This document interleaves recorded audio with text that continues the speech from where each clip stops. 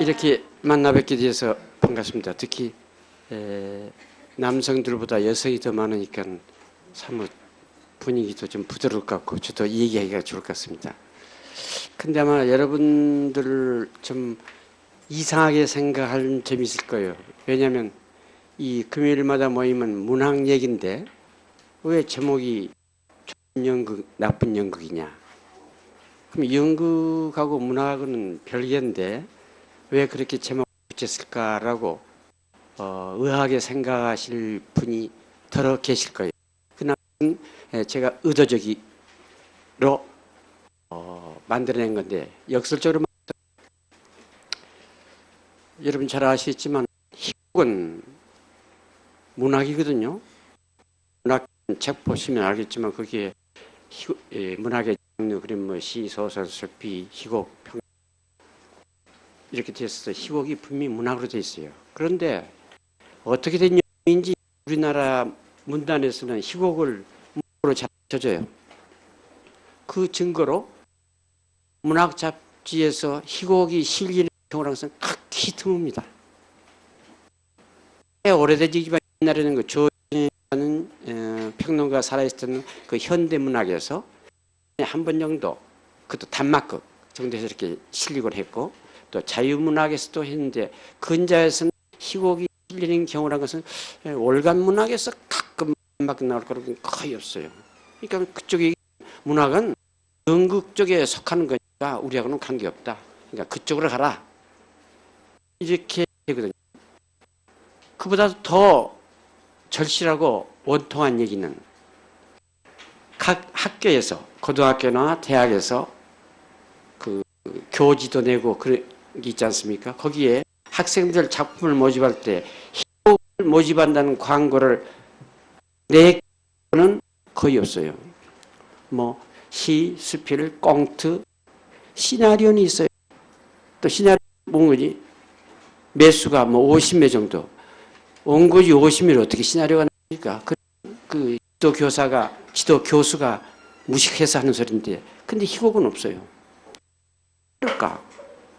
그러니까 지금 희곡이 분명히 문학인데도 불구하고 취급을 안 해주니까 제가 장꾀를 부린 겁니다. 그래서 희곡 얘기하면 사람이 안 먹을 것 같으니까 연극 얘기되면 한번 심심풀이로 요즘 연극 때 많이 하니까 가보면 좀 유익하겠지. 그렇게 해서 제가 그 제목을 그렇게 봤는데 실제로 좋은 연극, 좋은 나쁜 연극, 이것은 이퀄 좋은 희곡, 나쁜 희곡 이렇게 등식을 바꿔도 별 차이가 없다는 얘기입니다.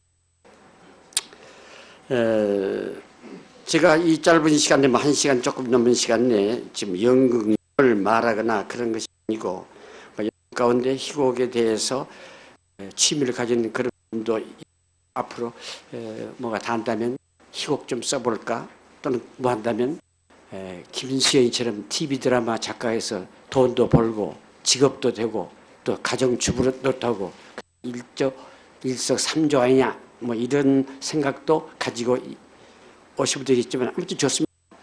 어떤 방송극이 됐건 연극이 됐건 극은 극이니까 그것은 그걸 극문학이라고 그러는데, 이 극문학이 가지는 특징이 무엇인가 좀 알아야 하지 않겠는가, 이런 생각을 해봅니다. 그러니까 서두에 말씀드린 것처럼 희곡은 분명히 문학의 한 장르다. 그런데 그 희곡이 다른 분야의 문학과 어떻게 다르냐, 그 정도는 알고 있지 않겠는가, 이 얘기입니다.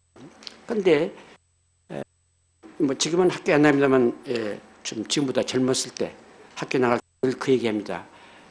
희곡 타 문학 장르와의 차이점이 무엇인가부터 알게 된다면 희곡의 묘, 또 희곡의 매력을 된다, 이런 얘기인데, 첫째 희곡이라는 것은 만남입니다. 이 얘기는 무슨 거니? 극작가가 희곡을 쓰면 그걸로 끝난 거죠. 그 연극을 하려면 연극하는 사람과 만나게 되고 또 연극으로 만들어 놓으면 그것을 구경하는 관객과 만나게 되고 이중 만남을 겪는 게 이 희곡이. 그러나 시인은 수필가는 소설가는 자기가 써버리면 그걸 끝나죠. 그것뿐이지 만날 필요가 없어요. 현장에서 사람과 만난다는 그 특성, 이것이 일단 희곡이 가지는 묘입니다. 그러니까 결국은 행정에서 파악된 문제는 희곡만큼 인간관계가 철저한 문학은 없어요. 희곡만큼 인간관계가 철저한 문학이다. 이 말은 무슨 거냐? 자, 녹음이 대학 마로니에 숲을 지났을 때 한 시인은 그 자연 풍경을 보고 시를 쓸 수 있어요. 화가는 그 자연 풍경으로 그림을 그릴 수 있어요. 음악가는 곡을 만들 수 있어요. 그런데 희곡은 아름다운 풍경을 희곡으로 쓸 수 없어요. 그 절묘한 금강산의 풍경도 그 자체가 아무리 아름다운 조물주의 걸작이라 치더라도 그림으로 되고 시로 되고 필로 되어 있을지언정 희곡으로 돼요. 그것이 그 얘기의 배경은 될지언정 다뤄질 것은 철저하게 인간관계입니다. 그러니까 내가 여러분께 묻겠어요. 연극을 하는데 사람이 안 나오는 연극 봤냐 이거예요. 경우에 따라 말이 없는 경우 있죠. 그래서 그것을 판토마임이라고 그러죠. 말이 없는 소리, 묵극. 대사가 없을 수 있어요. 또 움직임이 절제될 수 있어요. 그러나 사람이 있어요. 그러니까 연극만큼 인간관계를 극도로 요구하는 분야가 없다는 얘기죠. 이 얘기는 결국은 희곡을 어떻게 쓸 것인가라는 얘기 또는 희곡을 어떻게 볼 것인가라는 얘기에서 인간에 대해서 얼마나 알려고 하는가, 인간에 얼마만큼의 호기심을 가졌는가, 인간에 대해서 얼마만큼 추구하는가, 이것이 희곡의 묘입니다. 그렇기 때문에 자, 좋은 희곡이란 건 뭐냐? 여러 가지 있겠지만 첫째, 사람이 잘 그려져 있다. 인물이 잘 그려져 있다. 인물을 우리 다른 말로 성격이라도 할 수 있고 개성이라는 말로도 할 수 있고 하면서 사람 인물이 제대로 그려진 작품, 그것은 좋은 작품이죠. 그런데 젊은 극작가 지망생이라든가 또는 현역 작가들이 쓰는 작품 또는 현상에 들어온 걸 심사를 할 것 같으면 그 인물을 그린 데에서 굉장히 등한해요. 그냥 말은 있어요. 등장인물은 있고 그 등장인물이 하는 말은 있는데 그 말을 통해서 인물이 얼마나 부각되느냐, 이 점에 대해서는 글쎄 라고 고개를 갸우뚱거리는 게 요즘에 내가 겪는 체험입니다. 다시 좋은 희곡은 인물을 잘 그려진 거다. 좋은 희곡이라는 것은 인물과 인물의 관계를 적극적으로 또는 미묘하게 또는 건축학적으로 잘 꾸며내는 것, 이것이 좋은 희곡이다. 그런 작품이 가령 무대에 올라졌을 때, 연극에서 공연되었을 때 우리가 느끼는 것은 앞서 얘기했처럼 무대 장치가 좋다든가 조명이 좋다든가 의상이 좋다든가 소품이 이쁘다든가 등등 부차적인 거 말고라도 사람과 사람 관계가 잘 그려졌을 때 우리는 감동하지 않느냐. 지금 감동이라는 얘기가 나왔는데 나는 언제 그런 글도 썼습니다만 나이를 먹다 보니까 없어진 게 있어요. 감동할 줄 몰라요. 이제 웬만큼 슬픈 영화 봐도, 웬만큼 우스꽝스러운 TV 드라마 봐도, 웬만큼 심각한 연극 봐도 감동이 안 와요.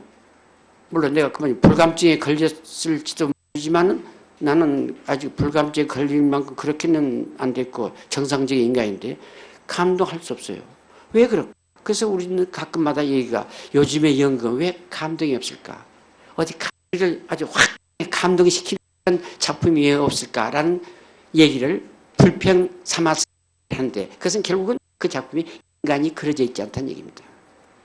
우리가 흔히 얘기할 때 연극상에 있어서 인간 그러면 대표적인 게 셰익스피어의 해물릿이죠. 그게 해물릿형 답이 있다. 적당히 우수에 젖었고 적당히 지적이고 적당히 반항적이고 적당히 내성적이고 그러면서 적당히 광란적인 그런 인물의 총화가 해물릿이죠. 그러니까 우리 해물릿이라는 작품이 좋았다는 것은 셰익스피어가 사람을 그리는데 명수였다는 얘기죠. 이게 셰익스피어의 모든 작품이라는 건 전부가 셰익스피어가 만들어낸 인물, 개성을 만들어낸 거예요. 우리의 경우는 지금 그런 게 없어요. 어느 작품이 나와도 그 사람이 그 사람이에요. 유형이 다르고 이름이 다르고 직업이 다르고 다른데 하는 짓은 똑같아요. 대표적인 예를 들면 뭐 여러분들은 연극은 잘 보더라도 TV 드라마를 보니까 알겠지만 야 TV 드라마에 나오는 인물도 보세요. 지난번에 했던 거 SBS 했던 거 KBS 했던 거 MBC 했던 거 그 사람이 그 사람이에요. 분명히 인물이 다르고 사건이 다르고 상황이 다른데 하는 짓은 똑같아요. 나는 이런 뭔 거지? 희곡에서 우리가 추구하는 인물이라는 것은 하나의 개성을 창조하는 거다. 그런데 그 개성이란 말을 잘못 알아듣는 경우에 유형,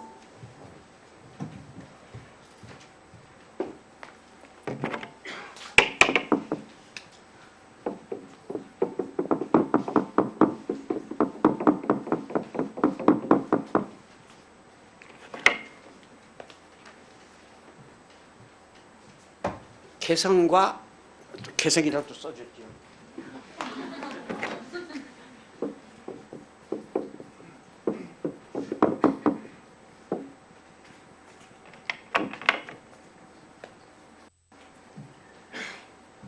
우리가 요구하는 것은 개성적인 인물을 요구합니다.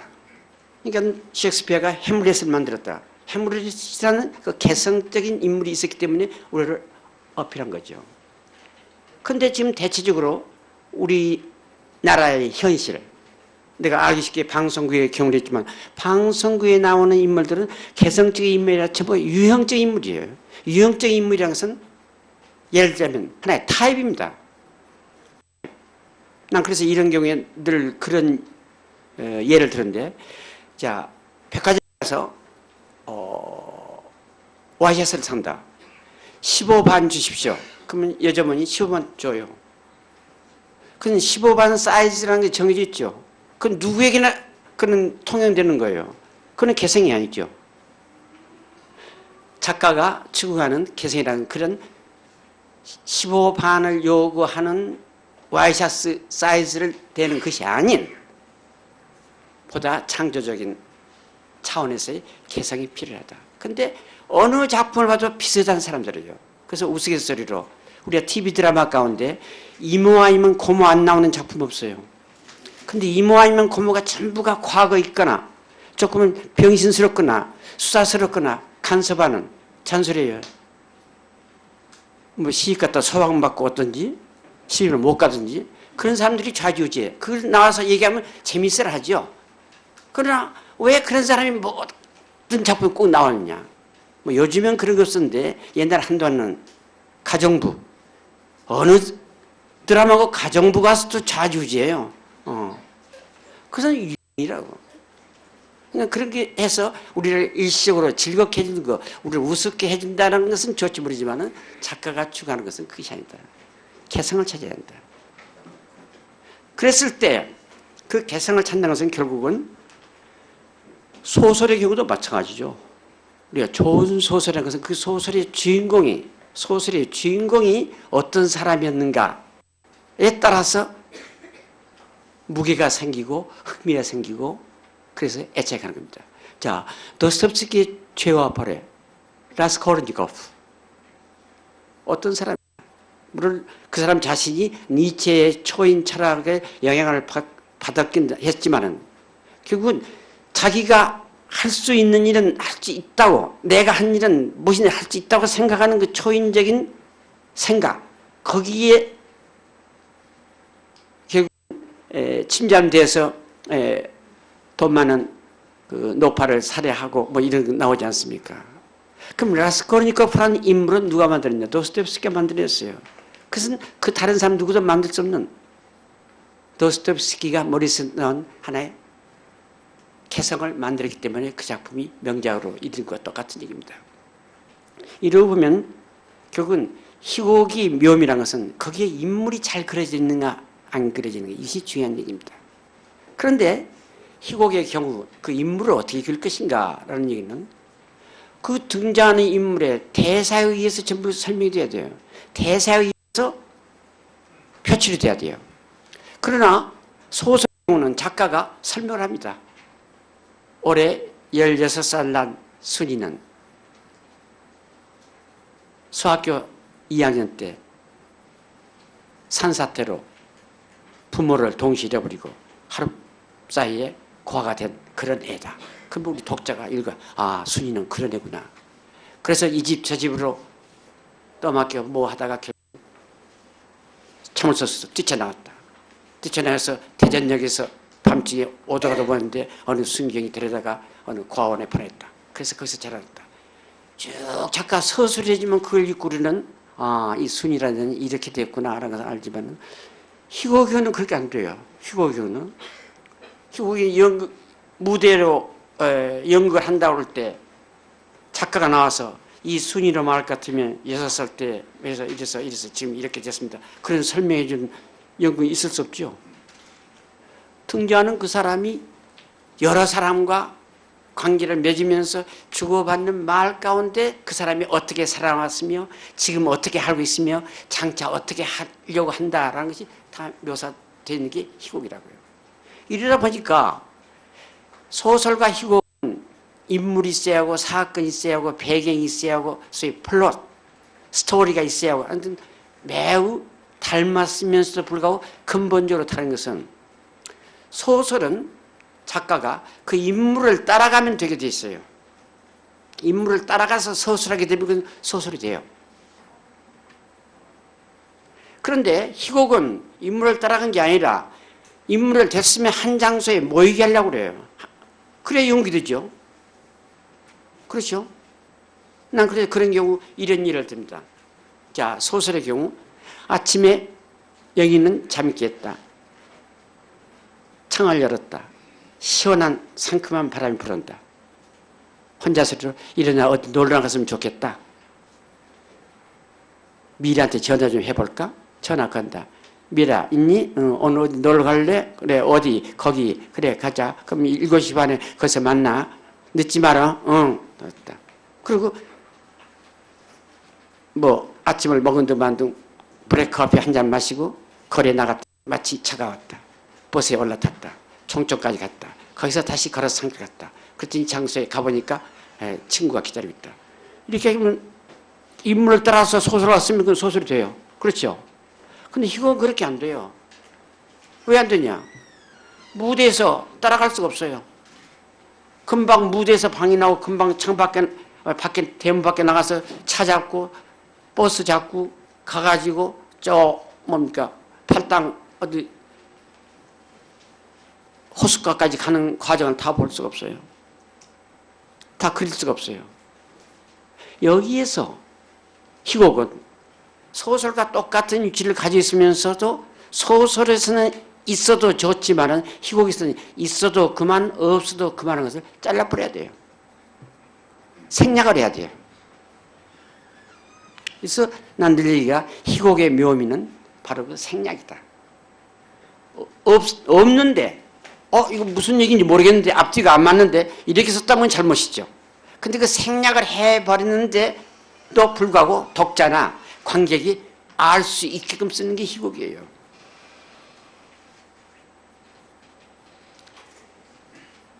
이 얘기는 희곡이 우리가 흔히 듣는 얘기로 문학은 문학이로되 무대 위에서 상연된 것을 전절한 문학이다라는 것은 뭐 상식처럼 다 되는데 무대 위에서 상연이 된다는 자체는 뭐냐? 꼭 보여줘야 할 것은 남기고 나머지는 다 털어버리라는 얘기예요. 아까 소설에 아침에 일어나서 눈을 뜨고 창밖을 내다보고 그렇게 기분이 동해서 친구한테 전화를 해가지고 몇 시에 어디서 만나기로 해서 만났다라는 그 과정을 희곡에서는 안 돼요. 희곡에서는 어떻게 하느냐. 무대가 그 여자 주인공의 침실이 아니라 팔당이면 팔당 옆에는 어느 호젓한 소나무 아래 벤치가 있다. 누가 기다리고 있다. 자꾸 본다. 이 집이가 오늘도 또 늦나? 올 때가 됐는데. 그러면 그 집이 항상 시간 안 지킨단 말이야. 그래, 오늘은 여기 집에 오면 내가 한번 혼내줘야지. 근데 제쳐서 하이 하고 온다.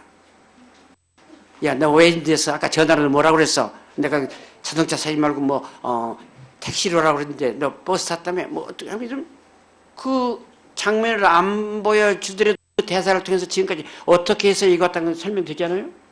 이거 희곡이에요. 그러니까 희곡을 쓸 때 이것은 이제 그 창작하는 사람들에게 하나의 이제 조언인데 제가 그렇게 배워왔고 또 그렇게 했기 때문에 여러분들한테 참고 삼아 얘기 드는데 희곡을 쓰고 싶어 할 때 중요한 것은 쓰기 전에 자기 남들은 뭐 인물이다 뭐 플롯이다 이거 다 생각하잖아요. 이것을 소설 쓰듯이 전부 써 내려가라고 그래요. 제 얘기는. 그러면 그 원고지가 뭐 10장이 됐건 20장이 됐건 30장이 됐건 쭉 된다고. 그래서 시작과 끝이 되지 않습니까? 그러면 그 가운데 자기가 읽어봐가지고 이 대목은 무대에서 보여줄 필요가 있다라는 것과 이거는 보여줘도 그만 안 보여줘도 그만인 것은 털어버리라는 얘기예요. 그것이 희곡이에요. 그런데 요즘 우리 연극을 볼 것 같으면 보여줄 필요가 없는 것도 친절하게 다 보여주려고 해요. 그 장면이 없어도 상관없는데도 불구하고 그것을 과잉 친절로 다 보여주고 있어요. 자, 예를 들어 봅시다. 뭐 근자도 있는지 모르지만 이 대학로 뒷골목은 뭐도 좀 지저분한 연극들 많이 한다고 그러죠. 뭐 무대에서 섹스를 한다. 뭐 섹스 한다는 게 나쁜 게 아니죠. 섹스 안 하는 사람이 어디 있어요? 다 하죠. 그러나 그 장면에 그것이 보여줄 필요가 있느냐 없느냐. 보여줄 필요가 있으면 섹스 아니라 닥스라도 좋아요. 더한 것도 상관없다고. 근데 우리가 보기에는 필요 없는 것을 보여주고 있어요. 그냥 그것은 이미 좋은 희곡, 좋은 연극에서는 이탈된 겁니다. 꼭 있어야 할 거. 이 얘기는 어느 시나리오, 그 사람 이름은 잊어버렸는데 시나리오 작가가 그 서양 사람인데 그런 얘기를 한 걸 기억나는데 대사가 나오지 않습니까? 시나리오도 그렇고 희곡도 있지만 그럼 그 시나리오의 대사란 뭐냐? 그 사람의 말이 없으면 앞뒤가 연결 안 되는 말이다. 그것이 시나리오의 대사라야 한다. 그런 말이 있어요. 그러니까 그 말이 없어도 연결이 된다면 대사할 필요 없어요. 그 대사가 없으면 어떻게 된 거지? 잘 모르겠는데 뭐가 어떻게 되어간 거지? 모르겠네. 이런 때 대사를 넣어라. 이런 얘기예요. 그런데 보세요. 또 우리 방송국을 예를 들지만은 우리나라 방송국을 두고 있으면 모든 것을 다 얘기해줘요. 모아서. 그 집에 사는 뭐 할머니, 할아버지, 조카, 뭐 며느리 다 모아서 전부 한마디씩 하게 되면 1시간 끝나요. 그러니까 좋은 희곡, 좋은 시나리오, 좋은 드라마라는 것은 대사가 줄여들어야 돼요. 아까 얘기대로 있어야 할 거. 그 얘기 없으면 무슨 소린지 모르는 거. 이거는 안 돼요. 근데 이러한 폐단이 어디서 왔냐. 일본은 물론 우리보다 앞섰죠. 그 텔레비전 문화도 우리보다 앞섰어요. 근데 일본 사람들은 그 텔레비전 드라마가 처음 생겼을 때 어떻게 표현했니? 소위 ING, 근데 이제 일본말 하기 좀 잘 모르니까 쉽게 말해서 ING 문학이라고 그랬어요. 뭔 거니? 뭘 하면서 즐기는 게 TV 드라마예요. 아침 식사 끝났다. 설거지 한다. 주부가. 설거지하는데 지금 8시 아침 TV 드라마가 되겠다. 가끔 들여다보면서 해요. 근데 그건 뭐가 매체가 되냐? 대사예요. 그 대사를 다 들으면서 그 대사를 들어가면서 ING 하면서 즐기는 거. 그렇기 때문에 일하면서도 얘기만 들고 가끔 화면을 들여다보면 알 수 있게끔 쓰는 것이 유행했었어요. 한 40년 전, 30년 전. 그것이 지금 우리나라에 와 있어요. 그 요즘은 그런 별로 없지만 한때 우리나라에 어떤 장면이냐면 집안 뜰하게 수도가 있어요. 그 수도에서 물 나오는 수도는 한 번도 없었어. 수도 꼭지만 있고 큰 다라 있고 거기다 물 쳐고 퍼요. 수도가에 앉아서 저마다 식구들끼리 동네 사람끼리 아낙들끼리 얘기하는 걸로 끝난다고. 이것은 아까 얘기한 희곡을 어떻게 쓸 것인가 해서 대사는 꼭 있어야 할 것만 있고 없는 것은 생략해야 한다는 그 대원칙. 그리고 만약에 그 말이 없으면 앞뒤가 연결 안 된다는 그때만이 쓴다는 그 대원칙. 그러면서 그게 그 인물의 성격, 심리상태, 상황을 말해주는 거다. 이런 얘기예요. 그러니까 대사라는 것은 뭐 방송국도 시나리오도 그렇고 희곡도 그렇지만 대사라는 것은 그 인물에서 내뱉는 말, 이것이 대사가 아니라 혼자서 하는 말도, 소위 모노로그라는 말이 있어 혼자서 하는 말도 그건 특수한 경우고 대개가 두 사람 이상이 모아서 주고받는 거죠. 주고받는데 그 말 가운데 사건이 진전되어 가게끔 나는 거예요. 그 말이 그냥 물어보니까 대답하는 식의 이 말은 이건 대사가 아니다. 이런 얘기예요. 대사란 것은 A와 B가 두 사람이 앉아서 얘기한다. 근데 A 얘기에 대해서 B 답이 더 앞장서가요. 그 B의 답에 대해서 A가 더 앞장서가요. 그게 앞으로 가는 겁니다. 그게 현재 진행형으로 쓰여진다라는 게 그게 나오는 거예요. 그러니까 아까 일본의 TV 드라마 초기에 뭐뭐 하면서 ING를 한다는 그것이 아닌 사실은 희곡에서의 대사라는 것은 주고받는 말이 사실을 일상적인 대화를 그냥 주고받는 그게 아니라 그 가운데 사건을 진전시켜 가면서 그 가운데 그 사람의 성격, 심리 묘사를 나타내면서 이런 이중삼중의 사명을 가지고 있는 게 희곡의 그 말이에요. 근데 대체적으로 오늘날 우리의 희곡이 말이 많다. 필요 이상의 것을 보여준다. 그 보여준다는 것은 그렇게 해야만이 관객에게 또는 시청자에게 친절하다고 생각할지 모르지만 그렇지 않죠. 그러니까 우리가 뭐 어렵게 생각할 필요 없어요. 외국에 잘 됐다는 TV 드라마 보세요. 영화 보세요. 대사가 없어요. 우리가 100개 있단다면 그 사람들은 40개밖에 안 돼요. 이건 뭐 구체적인 건 아니지만 극도로 대사를 절약한 거죠. 절약했다는 것은 뭔 건지 아까도 여러 번 했지만 그 말이 없어도 전달되는 거. 소위 이미지화된 영상이 되었건 뭐가 되었건 다 그림으로 나타내줘요. 얘기를 안 합니다. 근데 우리의 경우는 커피를 가져왔어요. 되게 커피 드세요 그래요. 커피 드세요. 커피 말할 필요 없어요. 따르면 커피인데 뭐. 오렌지 주스 드세요. 오렌지 주스 할 필요 없어요. 그 오렌지 주스가 특별한 어느 의미를 가졌을 때 오렌지 주스를 하지. 필요 없어요. 근데 우리는 그걸 다 해요. 그렇게 해서 친절하게 다 알려준다는 얘기인데 이거는 잘못된 얘기다.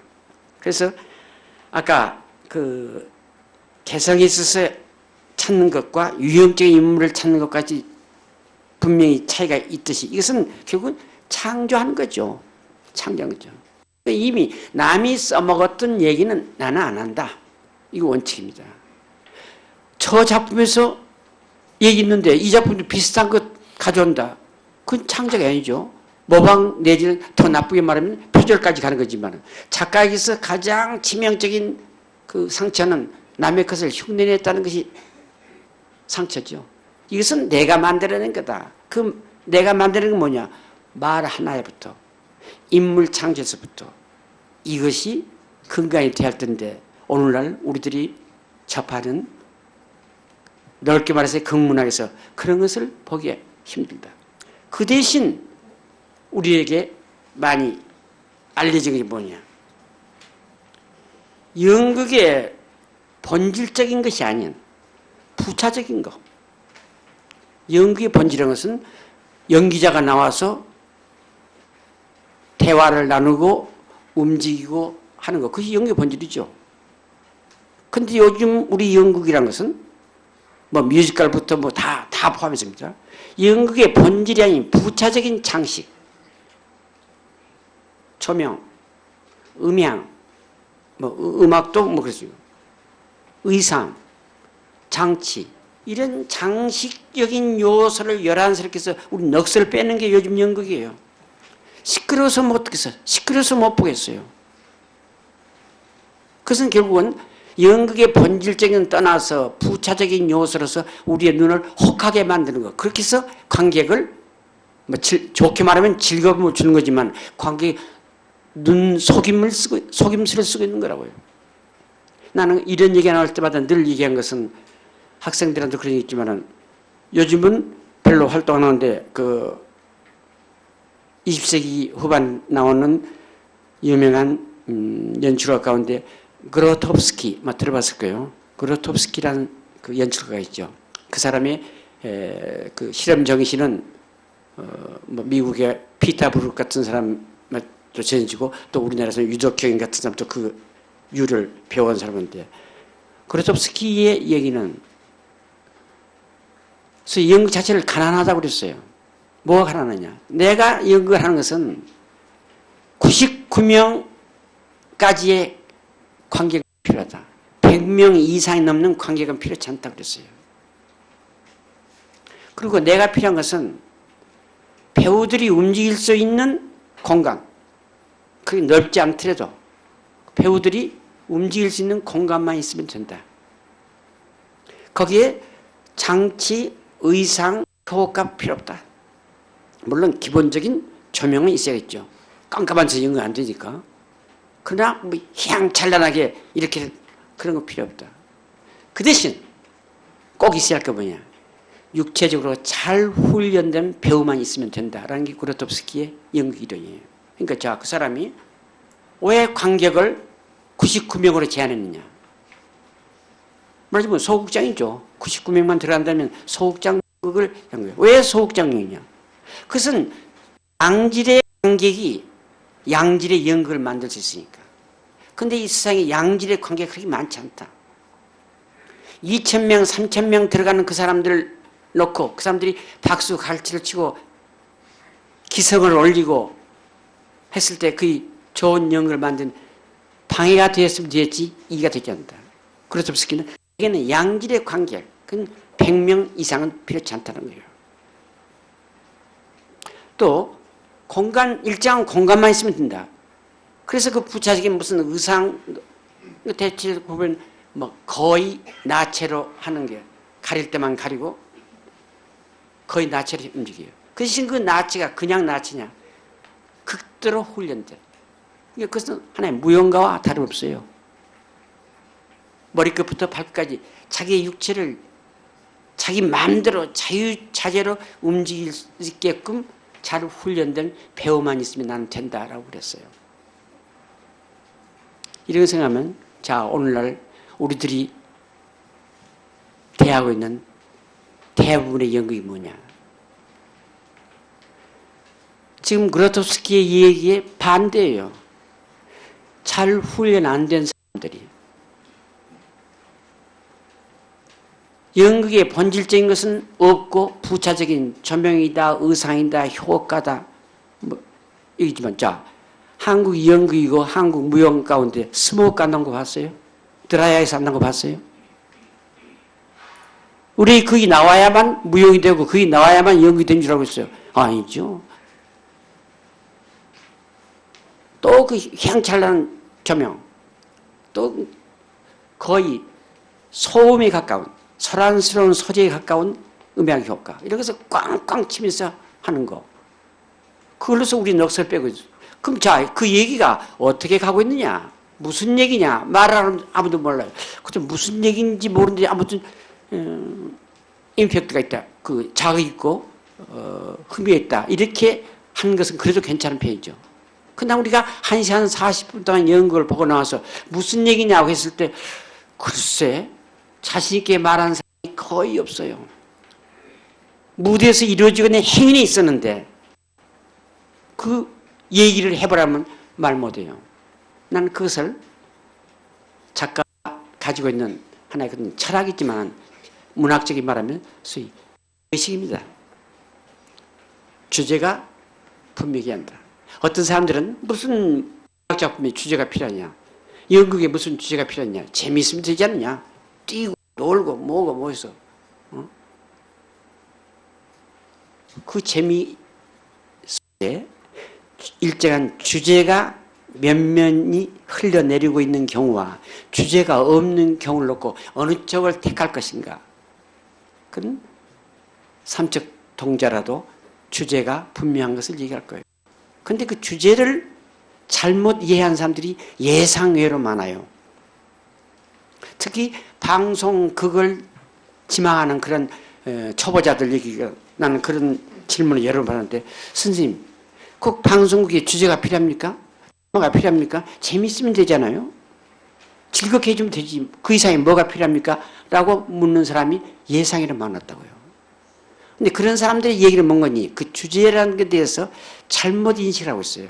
주제를 작가가 관객이나 독자에게 강요하는 너 이 방향으로 따라오느라 라고 강요하는 것이 주제라고 생각했다고. 아니 우리가 그런 불만을 갖게끔 된 사실도 있었어요.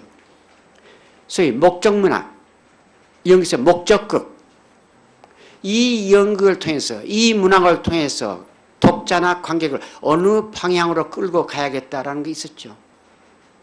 대표적인 게 방공문학, 방공극 그게 아니었어요? 그러니까 그것은 빤해요. 갈 길이 빤하다고. 그러니까 그거 재미없는 거죠. 그런 데서 길들여지다 보니까 꼭 문학에 연극에 주제가 필요합니까? 라고 반문하는데 절대로 모든 창조 작업에는 주제가 필요해요. 간단한 유행가에도 주제가 있어요. 이별의 슬픔이라든가 이 성에서 맺혀질 모든 사랑이라면 저 성에 나가서 맺혀볼까 하고 한강 속에 붕덩 빠졌더니 누가 와서 살려줬다는 얘기예요. 주제가 필요하대요. 단 그 주제에 대해서 우리들이 인식할 것은 주제란 게 꼭 도덕성, 윤리성이 있어야 한다는 얘기는 아니다. 도리어 도덕성, 윤리성을 강조함으로 인해서 작품이 버려져요. 요즘 우리 연극이나 무역을 볼 것 같으면 뭐 오페라도 그런 거 있는데 우리나라 역사상에 나온 한마디로 말해서 위대한 인물들을 모델로 해서 쓴 작품들이 많아요. 뭐 이순신으로부터 심사인담으로부터 김구로부터 만중구로부터 뭐 세종대왕으로부터 뭐 그런 거 있죠. 그런 작품 보고 있으면 열이면 재미없어요. 왜? 그 위대한 인물들의 얘기인데 왜 재미없을까? 나라를 위하여 자기 모든 것을 바치고 가족도 다 희생하고 자기 자신도 희생하고 오로지 백골이 진토되어 넋이라도 있고 없고 하는 생각으로 민족을 위해서 나라를 위해서 모든 걸 바치는데 왜 재미없을까? 그 사람은 그렇게 쓴 사람은 그 작품을 주제를 잘못 생각했다고요. 우리한테 무슨 애국사상을 강조하려고 있어요. 우리가 극장에 가는데 역사 홍보를 하는 거 아니죠. 역사적인 사실을 소재로 해서 작품을 썼을 뿐이지 거기에서 역사 홍보를 시키려고 하는 거 아니에요. 근데 요즘에 주변이 전부가 역사 홍보예요. 뭐 방송국도 마찬가지. 이게 아니죠. 아까 서도 있지만 역사상에 나온 인물을 소재로 했지만 모델로 했지만 거기에 어떤 새로운 인간상을 창조해낸다라는 거 이것이 중요하지 어떤 도덕성, 윤리성 넓게 말해서 모랄이라고 그러죠. 모랄리티. 모랄을 앞장서가지고 강요하는 거 이건 잘못된 거다 이런 얘기예요. 작품에 모랄이 있다 없다 이거하고는 별개 문제예요. 요즘에 한참 했던 거짓말이라는 영화 선전수전 겪고 이제 뭐 무죄가 됐다 그러니까 뭐 잘 된 거지만 그럼 그 작품이 모랄이 있냐 없냐에 대해서는 보는 사람이 따라 다르죠. 그런데 주제라는 것은 반드시 모랄을 수반하는 얘기가 아니다. 인간상을 추구하는 거다. 자, 구체적인 예를 들어보자. 모랄이 반도덕적인데 모랄이 없어서 반윤리적인데 우리가 공감하는 경우가 많다. 뭐 여러분들이 가장 친근한 예를 들자면 테니시 윌리엄스 작품의 욕망이라는 이름의 전자 뭐 대부분 다 아시겠죠? 읽었거나 뭐 봤거나 또 영화로도 됐으니까. 욕망의 이름 전자는 브랑시라는 한 여교사가 주인공이죠. 프랑스말을 배우고 자기 딸에는 양가집의 딸이라고. 그래서 고등학교 교사였어요. 근데 알고 보니까 이 여자가 교사가 어린 고등학교 학생하고 육체관계를 맺어가지고 그의 탈로 쫓겨났어요. 그래서 결국은 밤거리에 어느 호텔 같은 데서 몸을 파는 밤거리에 여인이 되고 그리고 술을 마시고 마약까지 하다가 결국은 마지막에 끌려가는 얘기예요. 만약에 우리나라에서 누가 그런 작품 쓰면 교육자, 소위 교육자가 어떻게 자기 제자, 그것도 고등학생, 대학생 같으면 또 몰라요. 고등학생하고 자고 또 교육자가 호텔에서 밤에 가서 몸 팔고 교육자가 술을 마시고 마약하고 이거는 있을 수 없는 능지처참하고도 남아요. 안 볼 거라고. 근데 왜 욕망이라는 이름의 전차가 명작일까? 거기 나오는 브랑시라는 여자 보고 저는 환양녀이다고 욕하는 사람 하나도 없어요. 브랑시의 그 반은 병적인, 반은 애브노멀한 그런 상태에서 우리는 되려 호감을 가져요. 되려 동정심이가 불쌍하다고 생각해요. 그 여자를 누가 살려줬으면 하고 측은한 생각이 들어요. 왜 그러느냐? 그 욕망의 이름 전자는 브랑시는 그런 환양짓을 하는 여자를 그리는데 주제가 있는 게 아니고 그 작품이 처음 제작됐을 때 연극 이전에 그 영화 감독으로 유명한 엘리아 카잔이라는 사람이 그것을 무대에 올렸을 때 연출을 했어요. 그때 연출가의 변이 그 재밌나요. 물론 테니시 윌리엄스는 작가가 작품 속은 대개 남부지방, 미 대륙의 남부지방에 일어난 것을 많이 산데 그 남부지방에 남아있는 하나의 조직의 힘 또는 인종차별, 약한 자에 대한 강한 폭력 이런 것이 지금 민주주의를 부르짖고 있는 미국에 지금 남아있다. 그러한 외부의 모든 압력, 속박, 구속, 악법 이것을 이겨내려고 몸부림치는 게 브랑시였다. 그것을 그린 거예요. 그러니까 그 사람이 한 짓은 우리가 생각해도 매우 반도덕적이고 반윤리적이고 반문화적이면서도 그 사람이 여주인공으로서 인정을 받고 불쌍하다고 생각한 것은 바로 그런 거라고요. 다시 말해서 테니시 윌리엄스가 작품을 쓸 때 그 작품에 설정된 주제가 반드시 도덕적이 아니었다. 반도덕적이고 반윤리적이었음에도 불구하고 우리를 감동시킨 것은 그 사람만이 가지는 하나의 창작성.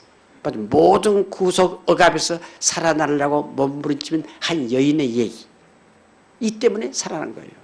이러고 보면 사실 작품을 쓴다는 것은 바로 거기서부터 출발한 거예요. 난 그래서 늘 그런 얘기를 합니다. 어떻게 쓸 것인가 라는 것과 무엇을 쓸 것인가 라는 것. 이 기본이죠. 무슨 작품을 쓰지? 그 다음에 이 작품을 어떻게 쓰지? 이 두 가지의 우리의 고민, 이제 영원한 과제죠. 그 나는 희곡을 공부하는 사람 또는 방송국이나 시나리오나 뭐가 될까 뭐 소설도 그렇지만 그 사람에게 어떻게 쓸 것인가라는 것은 걱정하지 말라. 그래서 그 방법 어떻게 쓸 것이라는 방법 메소드는 살아나가면서 다 익혀져요. 중요한 것은 무엇을 쓸 것인가가 더 중요한 거다. 무엇을 쓸 것인가 그 무엇 그게 사실은 주제라고요. 시인이 밤잠을 안 자고 뜬 눈으로 세운다. 소설가가 썼던 글을 지우고 또 지우고 하고 파질내고 쓴다. 왜 그러냐?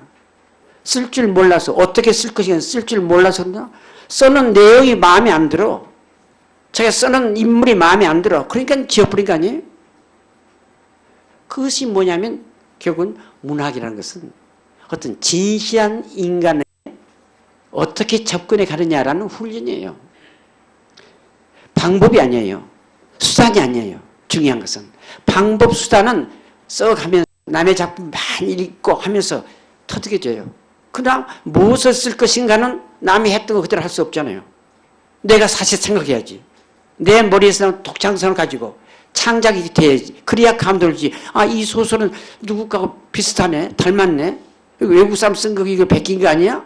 그런다면 그 소설가는 가로가는 거죠. 무엇을 쓸 것인가 이게 중요하다는 얘기예요. 그런데 내 주변 사람들의 또 젊은 사람들은 소재가 없다고 그래요. 무엇을 쓰기는 쓸 텐데 무엇을 쓸까? 쓸 것이 없대요. 그럼 내가 그러죠. 도시락 싸가지고 서울시내 광화문부터 동대문까지 걸어가봐라. 길거리에 뭐 있는가? 없어요. 소재가 어디 작전된 장소에 소재가 기다리는 게 아니라 소재는 우리 집에는 무한히 있다. 수두룩하게 있다.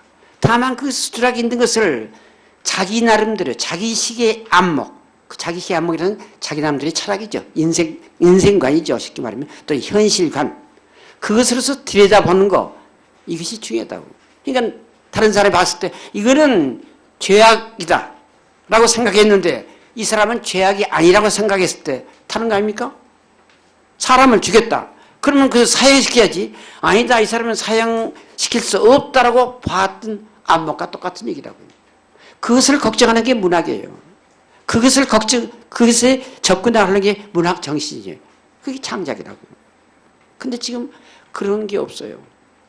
색다른 거, 뭐 색다른 소재가 없는 거, 그것만 찾아다녀요.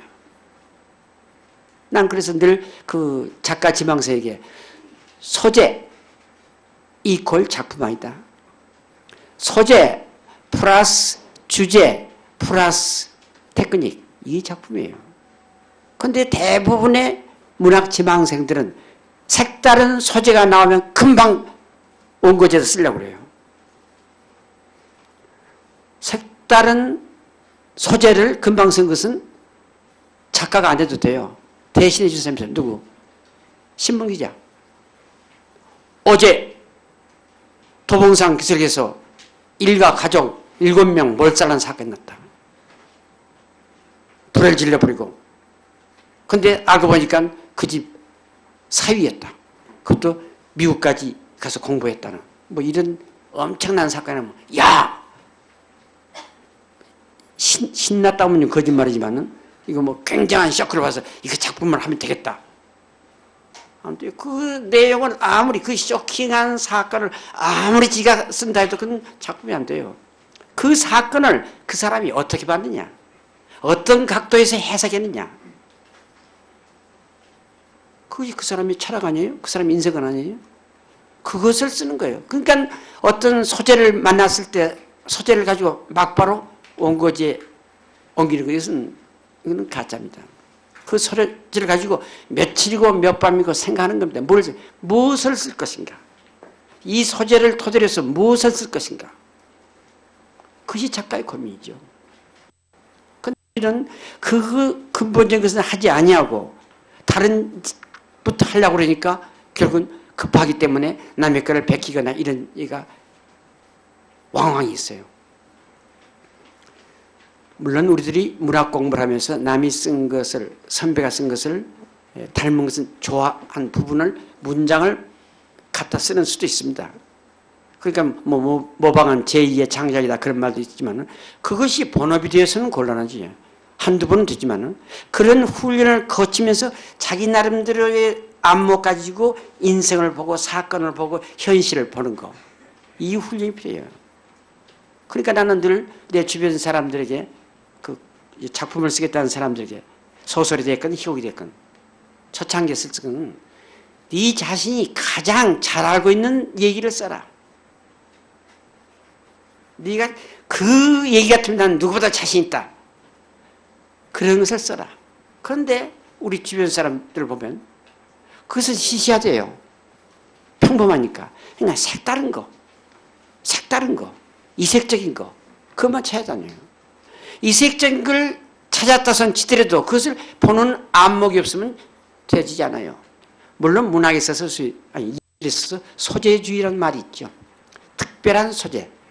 그 누구도 찾아낼 수 없는 특별한 소재를 잘 얻어가지고 감동시키는 작품이 들어있어요. 자, 영화에서 빠삐용이라고 있었죠. 그 형무소들한 죄 있으면 죄지. 그럼 거기 들어가 보지 않으면 그 색이 못 그래요. 아, 그럼 나도 형무소 들어가야겠다. 정말로 죄를 짓고 형무소 들어갔다가 문학 공부 하려고 들어갔다가 된통 얻어 터지고 나온 사람도 들어있어요. 왜 왔냐고. 그런 자기적인 안 됐죠. 그러니까 어쩌다가 그런 특별한 소재를 다뤄가지고 성공한 영화 있어요. 자, 김성동이 만다라는 소설. 그 사람은 김성동이 젊었을 때 절간 생활을 했어요. 그러니까 절간 생활 안 해본 사람보다는 해본 사람이 그 세계를 잘하니까 그 좋은 소설을 썼던 예가 있어요. 그러나 소재가 특이하다고, 소재가 이색적이라고 그 작품이 이색적인 작품이 된다고 생각하지 말래요. 젊어서 한때 다 방황하는 시절이 있었죠. 우리도 있었어요. 이런 날 어디고 무작정 걷고 싶다. 무작정 그 당시에는 뭐 통행금지가 없었으니까 무작정 걸어가봐야 발바닥만 아프지만은 그럼 무작정 걷는다는 것은 뭔가 새로운 것을 찾기 위해서 나선 거죠. 그럼 바람도 만나고 그 바람도 강바람도 만나고 산바람도 만나고 사람 바람도 만난 가운데서 아, 삶이란 것은 이런 게 아닌데 인생이란 이런 게 아닌데 저절로 뭔가 느껴진 점이 있어요. 그것이 바로 작품이라고요. 그러고 보면 우리들은 자, 좋은 작품이다, 좋은 희곡이다 라는 것은 나는 현실에 대해서 더 좀 솔직했으면, 현실에 대해서 좀 더 진지했으면, 현실에 대해서 더 밀착됐으면 좋지 않겠는가 그런 생각을 합니다. 그러니까 그런 얘기는 다른 말로 말하면 현실하고 결국 사회예요. 그러나는 아무리 대중문화를 할지라도 그 작품에 사회성이 바닥에 깔려 있는 경우와 깔려 있지 않는 경우는 엄청난 차이가 납니다. 사회성 그럼 무슨 사상적인 거, 정치적인 그런 게 아니라 우리가 살고 있는, 사람이 살고 있는 우리 세계, 사람이 살고 있다는 사람과 사람 관계, 거기에 어떻게 가는 것이 옳은 것인가라는 그 인간관계의 사회성이지요. 사회라는 것은 두 사람 이상이 모이면 사회가 되는 거 아닙니까? 그런데 그게 꼭 어려운, 난삽한, 우리 말하는 순수 문학에만 있는 게 아니라 대중문학에도 그런 게 있어요. 자, 요즘 공연예술에는 뮤지컬이라는 게 있어서 지금 우리나라도 판촉했어요. 엊그제 렌트 초일날 가봤더니 1,000,000원이에요. 뭐 여러분 한번 가보세요. 가보는데 가보면 난 너무 시끄러워서 그 제발 좀 음향 좀 줄이라고, 음악 좀 줄이라고 그렇게 얘기하는데 아마 오늘도 시끄럽기는 마찬가지일 거예요. 다음 무슨 거니? 그런 미국 사회 얘기지만은 미국의 현실을 잡았어요. 근데 우리하고 관계없는 물론 레스비앙 얘기도 나오고 무슨 드락 마약 얘기도 나오고 뭐 이런 게 있어요. 그러니까 저것은 우리하고는 별로 관계가 없는 얘기인데 왜 관객들이 호응을 할까라는 것은 좀 두고 봐야겠지만은 그건 제쳐놓고라도 우리들이 근자에 봤던 우리 대개 식자들은 그 방송 드라마 같은 건 별로 안 본다고 그러고 또 봐봐야 그거 눈만 버리지. 특히 여성들 그 화장하거나 그 요즘은 그런 거 없었대. 까맣게 입술 칠한 거. 그건 입술이 까매진 건 송장을 말하는 거예요. 어떻게 입술을 까맣게 칠하려고 했을까? 그건 나는 내가 이긴가 보자, 네가 이긴가 보자 했더니 요즘 전찬에서 볼 수 없어 아주 상쾌한데 무슨 이유건지 그 몇 년 전 우리를 놀라게 했던 방송이 있었죠. 모래시계.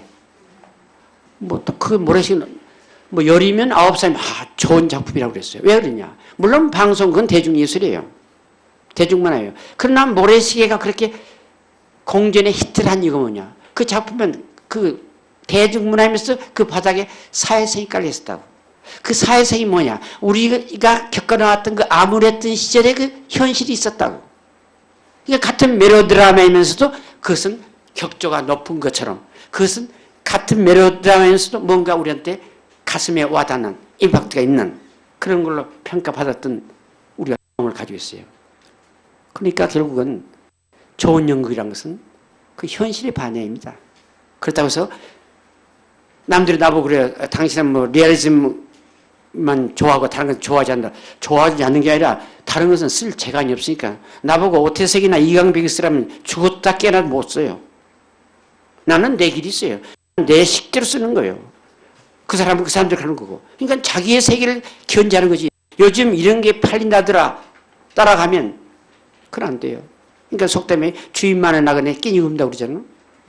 이쪽으로 가볼까 저쪽으로 가볼까 끼니도 굽는 식인데 작가라는 것은 자기 나름대로의 안목을 갖는 것. 그것이 나는 현실을 보는 겁니다. 그것이 사회성이에요. 그렇다고 해서 무슨 데모를 하다 노사 분규를 하다 뭐 가난한 자 가진 자의 갈등이다 이런 비상적인 얘기 아니에요. 그런 것도 때로는 필요하죠. 필요하죠. 그러나 우리는 그런 것은 골치 아프니까 몰라도 돼. 피하는 사람이 이것은 더 나빠요. 왜?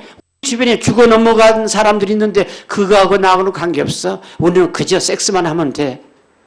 그럴 수는 없잖아요. 이런 볼 때 아까 뮤지컬 얘기가 나왔지만 자 지금 뮤지컬도 처음에 시작은 그냥 아주 오락적인 데서 시작했어요. 오락적이었어. 예술장은 없었다고. 그러나 오늘날의 뮤지컬은 사회적인 문제예요. 대표적인 미스 사이공 같은 거 미스 사이공. 그건 월남 전쟁에 갔던 미군 부대와 거기에 있었던 현재 장년과 관계이죠.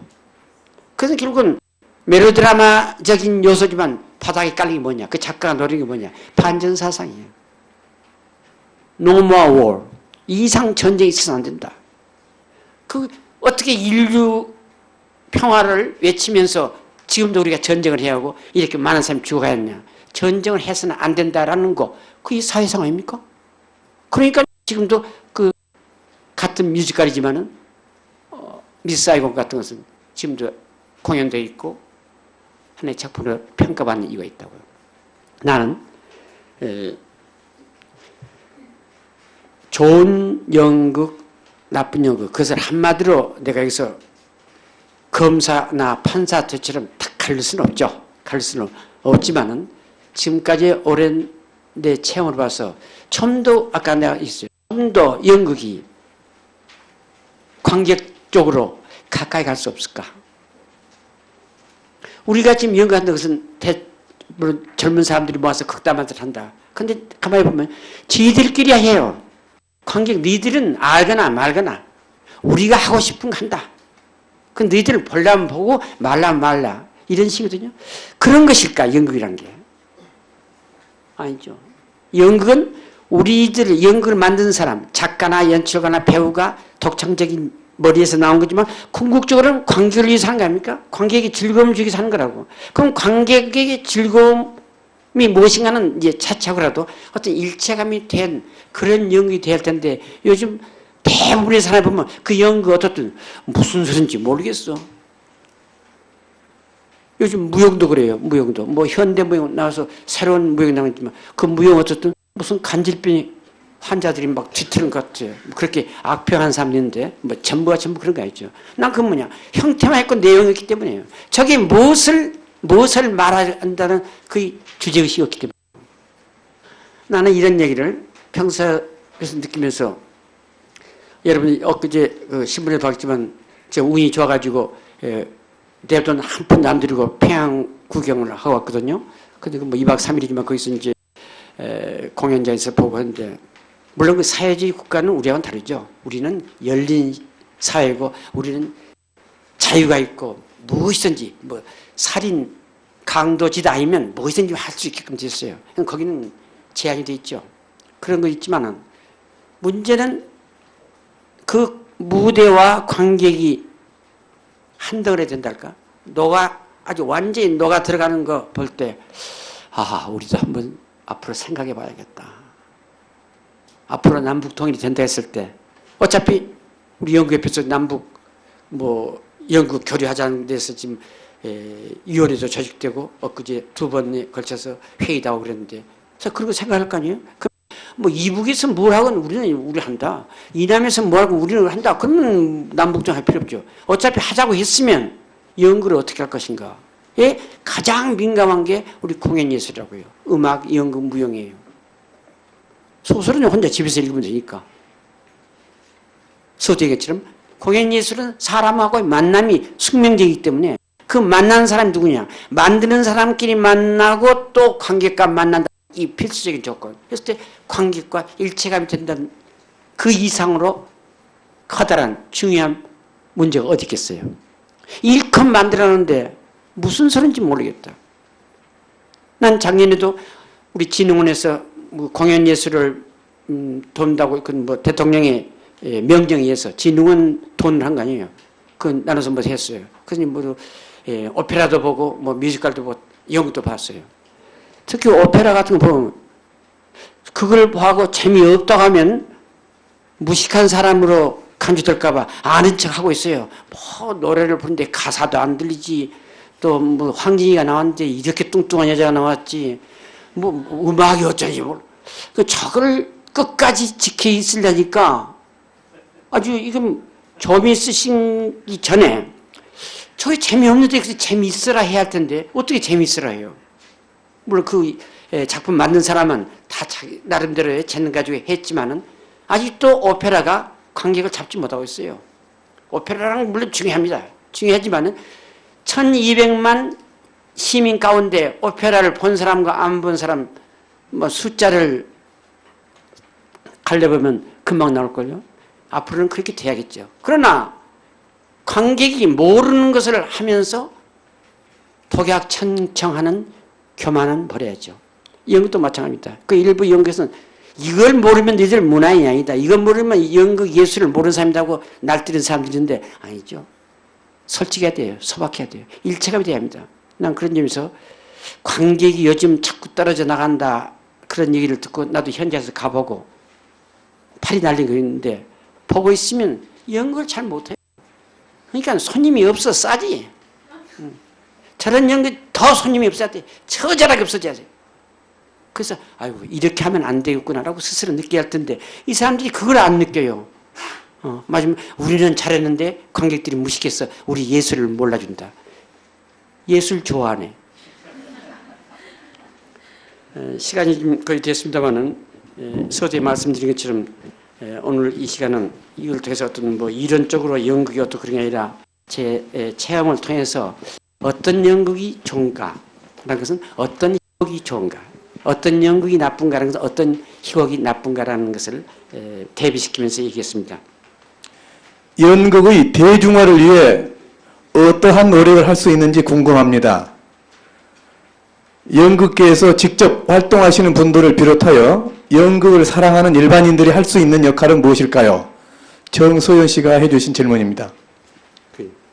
아주 적절한 질문이라고 생각합니다. 우리 연극에 있는 우리들 자신도 아까도 내가 얘기했지만 요즘 자꾸 관객이 왜 멀어져 가냐. 한때는 IMF 때문에 그랬다. 또 학생들이 주류를 이런데 학생들 호주머니가 가난하니까 그럴 것이다. 여러 가지 이유가 있지만 저는 그렇게 생각하지 않고 그런 책임을 모든 것은 우리 연극인들 자신이 책임을 져야 한다고 오래전부터 외쳤습니다. 그러니까 연극에서는 내 얘기를 별로 달갑게 여기지 않죠. 저 꼰대 또 쓸데없는 소리 한다고 그러는데 왜 그러냐. 연극에 임하는 우리 연극인들이 자세가 진지하지 못해요. 반 장난기가 있어요. 또 물론 그것은 설익은 작품 가지고 설익은 연기를 하는 것도 있지만은 보세요. 어느 모든 연극이 그런다고는 말할 수 없지만 대부분 연극이 소위 개그, 뭐 우스갯소리가 좋고 뭐 벨라디가 좋고 뭐 있지만 속된 표현합시다. 시도 먹히지 않은 소리로 웃기는 거예요. 그래서 쌍스러운 소리, 비하고 그러한 얘기 이런 걸해서 사람들을 까르르까르 웃기면서 그것이 연극이라서 하는데 천만 말씀. 우리는 더 진지해야 돼요. 그렇다고 해서 뭐 이모저 씹은 듯이 심각한 얘기에서 심각한 연극을 한 게 아니라 진지한 연극. 희극이 됐건 비극이 됐건 진지한 것이 없어요. 그 진지한 연극이 뭐냐? 앞서 그렇다고 쓰겠지만 훈련이 안 된 사람들이 나오니까 그래요. 그래도 음악이나 무용은 어떤 기술을 연마하는 과정이 있잖아요. 목소리가 안 나오는데 무대에 올라버립니까? 그 목소리가 올라갈 때까지 두 옥타브까지 올라간 다음에 한다면 그건 매일 연습하죠. 그런데 연극은 그런 교육기관이 없어요. 연극영화과 나도 옛날에 있어봤지만 연극영화과 자체가 틀려먹었어요. 그런 교육까지는 되지 않아요. 그럼 모자란 데도 불구하고 나와요. 왜 그럴까? 인심이 좋아서 그럴까? 그런 애들은 무대에 설 자격이 없어요. 그런 애들이 나와서 하는 연극은 돈 받을 자격이 없어요. 그런데 일생 동안 연극한 사람이건 엊그제 대학을 나왔건 아니 지금 재학 중인 사람이건 하는 연극이 돈은 돈도 다 받아요. 말도 안 되는 얘기지. 그건 돈 내놓고 해야지. 이것을 생각하면 어떻게 하면 나보고 매정한 사나이라고 얘기할지 모르지만은 그렇게 간다는 거 아니죠. 그러니까 우리가 한 길에 접어든다는 것은 목숨을 걸고 하는 겁니다. 근데 지금 목숨을 걸고 하는 연극이 몇 편이 될까? 뭐 전혀 없는 건 아닙니다. 우리 집에도 우수한 극단들이 있어요. 그냥 대체적으로 봤을 때 장난 삼아 사는 거. 이러기 때문에 손님이 없지 않느냐. 또 중요한 얘기는 지금 연극의 손님이 최근에는 좀 나이 든 사람들이 조금씩 늘어난다고 하지만은 아직도 연극 관객은 젊은 사람이죠. 왜 연극이 젊은 사람들의 전용물이냐? 우리 같은 늙어있는 연극 보지 말란 말이냐? 우리보다 학생들 연극 보지 말란 말이냐? 아니에요. 다 같이 봐야 합니다. 그런데 왜 젊은 층에 이 사람들만이 주인공, 연극 주인공이 되려고 하니까 이것은 생각 잘못한 거예요. 난 그래서 자기와의 치열한 싸움이라는 것은 물론 자기 훈련이죠.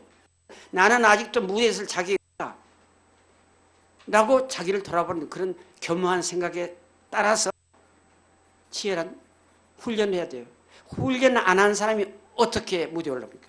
어떻게 훈련하는 권투 선수가 어떻게 링에 올라서 상대방과 싸웁니까? 어떻게 훈련 안 된 발레리나가 무대에서 춤을 춥니까? 다 훈련하고 한 거예요. 근데 연극만은 훈련 안 한 사람 다 나와요. 갑자기 전화 왔어. 야, 내일 빨리 나와.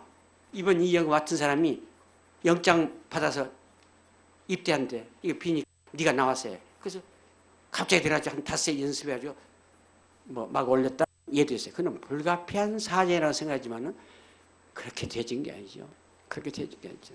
그래서 난 늘 얘기가 연극에 임하는 우리들이 자세가 더 원초적이라 한다. 더 원칙적이라 한다. 더 원칙적이라는 것은 가차 없앤다. 변명 없앤다. 뭐 정부에서 안 도와주니까 사회에 이해가 없으니까 스폰서가 없으니까 뭐 어떤 이유가 그렇게 많아요. 옛날에 언제 진흥원 있었어요? 없었어요. 난 우리 돈 내고 했어요. 그 지금보다 더 잘했어. 또 옆에서 언론에 있는 사람들도 그래요. 1960년대, 70년대 연극이 그래도 진지했던 것 같은데 요즘 왜 연극이 이번에 있지? 라고 얘기를 하더라고요. 네. 답이 될는지 모르겠습니다만. 연극이라는 것을 일종의 상품, 그러니까 어떤 도구화해가지고 그런 학생들이라든가 뭐 이런 문제를 가지고 있는 사람들에 대한 그런 교정이라든가 치료 이런 쪽으로 이렇게 지금 한 분야가 나가는 것에 대해서 연극하시는 분으로서 그런 걸 어떻게 보시고 또 어떻게 생각하시는지 궁금하거든요. 네. 예, 말씀 좀 부탁합니다.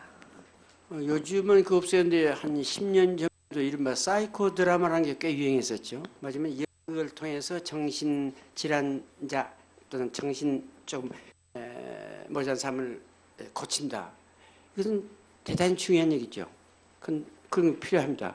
그건 드라마뿐이 아니라 미술도 그렇고 이제 음악 가지고도 한다는 그런 것도 있고. 근데 문제는 그것을 하기 위해서 젊은 사람들이 막 찾아다니더라고요. 그는 그 방면에 전문적인 지식을 가진 사람이 하는 것이지 누구나 덤비는 게 아니거든요. 자, 정신병동에 가서 조금 뭐한 사람 환자들하고 앉아서 얘기를 한다 하다가 그것이 자연스럽게 해서 네가 이 역을 해봐 이렇게 했다. 그래서 하다가 난 뒤에 감격돼서 일체감했다. 그런 미담거리는 있는데 나는 아이들 잘못 나간 청소년들을 가르치기 계도하기 위해서 연극을 쓴다든가 또는 정신질환을 가진 사람에게 대해서 연극을 통해서 치유를 한다든가 이건 대단히 고귀한 작업이라고 생각합니다. 그러나 문제는 거기에 대한 전문적인 지식이 있는 경우와 없는 경우 그게 좀 걱정스럽다는 생각이 들어요. 그래서 저는 옛날에 보면 대학에 학교 다니는데 사이코 드라마 하라고 간다고 그래요. 가면 하긴 하겠지. 그래서 네가 무엇을 하고 어떻게 하냐. 그랬더니 우리 선생님이 오라 한다고. 그러니까 아까 얘기는 입대하니까 비운 자리 맞추는 식으로 가는 그것이 아니라 그런 사이코 드라마 하는 데에 대한 의미를 분명히 가지고 어떤 사명감을 가지고 해야지 어떤 가서 뭐 웃기는 거 그런 걸 해서 즐겁게 해준다는 이런 얍삽한 생각을 하는 것은 안 한 것보다 못하다. 난 그런 생각합니다. 그러니까 역을 그런 면에 하나의 수단으로 쓴다는 것은 난 결코 바라지 않습니다. 작업을 하게 될 때 해석이 달라붙는다라는 거죠. 배우와 연출과 희곡을 그러니까 작가와 배우와 연출이 셋이 그걸로 토론을 하게 된다는 거죠. 근데 거기서 같은 얘기를 놓고 그러니까 세 사람이 보는 관점이 다 틀리기 때문에 거기서 많은 갈등이 오고 실제로 많이 싸우게 되고 뭐 그런 경우가 많이 있는데 그러면서 작가가 의도했던 거와는 다르게 아주 연출이 의도했던 방향으로 가는 경우도 있고 뭐 배우가 영향력이 큰 배우면은 그 배우의 그거에 따라 가게 되는 경우도 많이 봤고 어떤 그러한 것들로 봤을 때 많은 이제 작업해 나가는데 작가와 연출가 배우들 간의 갈등이 많이 생기게 되고 혼란이 있게 되고 뭐 그런 것 때문에 공연이 뒤집어지게 되는 경우도 있는데 그렇다면 그러한 갈등 요소에서 그 3자 간에 언제나 놓치지 말아야 할 건 무엇일까라는 고민을 좀 많이 했었습니다. 그래서 좀 근데 거기에 대한 해답도 잘 못 찾고 그래서 이 자리에서 좀 질문을 드려보고 싶습니다. 네. 시키는 대로 해요. 배우가 발언권이 없어요. 그건 좀 우스갯소리지만 배우는 작가 선생님, 연출가 선생님 그래요. 그렇게 하죠. 작가 선생님께서 나를 이번에 모델로 썼다니까 연출가 선생님께서 이번에 나한테 좋은 역을 줬죠. 작가면 작가가 연출가면 연출가 왜 선생님이 붙어요? 그럼 배우 선생님 없나? 배우 선생님 있어야죠. 배우 선생님이란 말 없어요. 그래서 배우가 자기를 비하하고 있다. 벌써 출발부터. 그러니까 대체로 배우들은 작가나 연출가 시키는 대로 해요. 그 앉으라고 앉고 가라면 가고 웃으라면 웃고. 난 그게 싫었어요. 나는 늘 얘기가 배우는 작가, 연출가와 대등한 위치다. 대등한 위치면 지금 얘기대로 작품을 놓고 해석할 때 다를 수가 있어요. 그래서 맹렬한 충돌도 있을 수 있을 거라고. 근데 충돌로 끝나버리면 그 연극은 판이 깨진 거는 안 하는 거죠. 그런데 거기에서 이니시아티브가 아니라 선도를 하는 것은 연출가입니다. 연출가가 나는 이 작품에서 이렇게 생각을 하고 있었다. 당신이 썼지만 작가가 하는 거예요. 그러니까 이 작품은 이런 방향으로 가는 것이 좋겠다고 했을 때 작가가 동의할 수도 있고 또 어떤 사람은 초일날 보고 와서 저는 내 작품 아니야. 당장 오늘 밤부터 연극 막 내려. 지금까지 몇 천만 원 들었는데 어떻게 막을 내려요. 그런 작가도 곤란한 얘기예요. 그러니까 사전에 얘기가 충분히 된 그런 갈등, 그건 중요한 얘기죠. 아까도 얘기했지만 그러니까 연극이 좋은 게 뭐냐. 서로 만나고 그러잖아요. 그렇게 해서 서로가 주고받고 하는데 최종적으로 한 것은 그 연출자입니다. 나는 내 체험상 내 작품이 어느 연출가한테 넘어갔다. 그러면 사전에 이것은 이렇게 했으면 좋겠다는 요구 조건 다 이겨져요. 그 다음에는 난 일임합니다. 끝나고 나서 저 작품이다 그런 얘기 할 필요도 없고 그러면 처음부터 안 해야지.